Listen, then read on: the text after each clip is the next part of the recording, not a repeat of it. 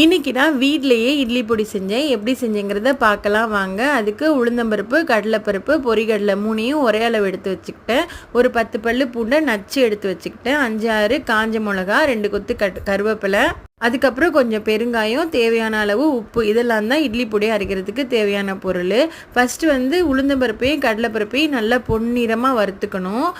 ஏன்னா பொரிகடலை ஏற்கனவே வறுத்து தானே வச்சுருப்பாங்க. அதனால் இது ரெண்டையும் நல்லா ஃபஸ்ட்டு பொன்னிறமாக வறுத்து எடுத்துக்கணும். இது நல்லா வாசம் வந்ததுக்கப்புறமா மற்ற பொருளையும் சேர்த்து நல்லா வறுத்து எடுத்துக்கோங்க. மீடியம் ஃப்ளேம்லேயே வச்சு வறுக்கும்போது செம்மையாக ஸ்மெல் வரும். அந்த ஸ்மெல் வந்தோடனையும் நம்ம ஒரு பிளேட்டில் போட்டு இதை ஆற வச்சுருங்க. அதுக்கப்புறம் இதை ஒரு மிக்சி ஜாரில் போட்டுட்டு தேவையான அளவு உப்பு போட்டுட்டு பெருங்காயம் போட்டு நல்லா கொரன்னு அரைச்சிக்கோங்க. ரொம்ப நைஸாக அரைக்க வேணாம். லைட்டாக கொரன்னு இருந்தால் தான் நல்லா டேஸ்டியாக இருக்கும். கடையில் நம்ம வாங்குகிற இட்லி பொடி ரொம்ப காரமாக இருக்கும். குட்டீஸ்லாம் சாப்பிட முடியாது. இதே வீட்டில் பண்ணும்போது நம்ம அவங்களுக்கு ஏற்ற மாதிரி காரம் சேர்த்துக்கலாம்.